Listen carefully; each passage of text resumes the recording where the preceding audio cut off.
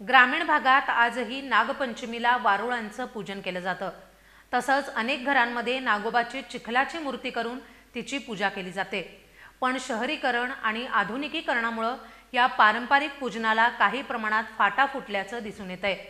नागपंचमीच्या काळात नागोबा घेणार का नागोबा अशी हाक देत घरोघरी फिरणाऱ्या कुंभार महिला आपल्या व्यवसायासाठी आणि सण साजरा करण्यासाठी धडपडत असतात। कुंभार समाजाचा उदरनिर्वाह या मूर्ती घडवण्यावर असून या पद्धतीच्या पारंपरिक व्यवसायांना बळ देणं सध्या काळाची गरज आहे। श्रावण महिना म्हणजे सणांची रेलचेल। हिंदू संस्कृतीत सणांना अनन्यसाधारण महत्त्व आहे आणि हे सण म्हणजे व्यवसायाला एक मोठी चालना देतात। प्रत्येक सणामागे अनेक छोट्या मोठ्या व्यावसायिकांचा व्यवसाय सुरू राहतो, ज्यातून मिळणाऱ्या नफ्यातूनच अनेक जण आपला सण साजरा करतात। मात्र अलीकडच्या काळात वाढत्या शहरीकरणामुळे सणांच्या उत्साहात काही प्रमाणात घट झाल्याचं चित्र दिसतंय। यापैकीच एक महत्त्वाचा सण म्हणजे नागपंचमी। ग्रामीण भागात आजही नागपंचमीला वारुळांचं पूजन केलं जातं। तसंच अनेक घरांमध्ये नागोबाची चिखलाची मूर्ती करून तिची पूजा केली जाते। पण शहरीकरण आणि आधुनिकीकरणामुळे या पारंपरिक पूजनाला काही प्रमाणात फाटा फुटल्याचं दिसून येतंय।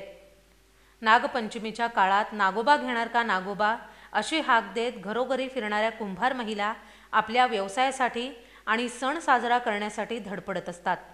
या महिलांच्या नागोबाच्या मूर्तींची विक्री हे त्यांच्या उदरनिर्वाहाचं एक महत्त्वाचं साधन असतं।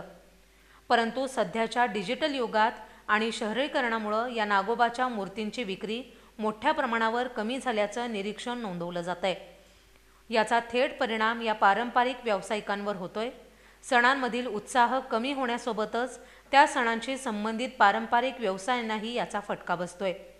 यामुळे आपली संस्कृती विसरली जात आहे का असा प्रश्न निर्माण झालाय। सण हे केवळ धार्मिक विधी नसून ते आपल्या संस्कृतीचे आणि परंपरेचे प्रतीक आहेत। त्याचबरोबर ते अनेक छोट्या व्यावसायिकांसाठी उदरनिर्वाहाचं साधनही आहे। त्यामुळे या सणांचं आणि त्यानिमित्तानं चालणाऱ्या पारंपरिक व्यवसायांचं जतन करणं ही काळाची गरज बनली आहे।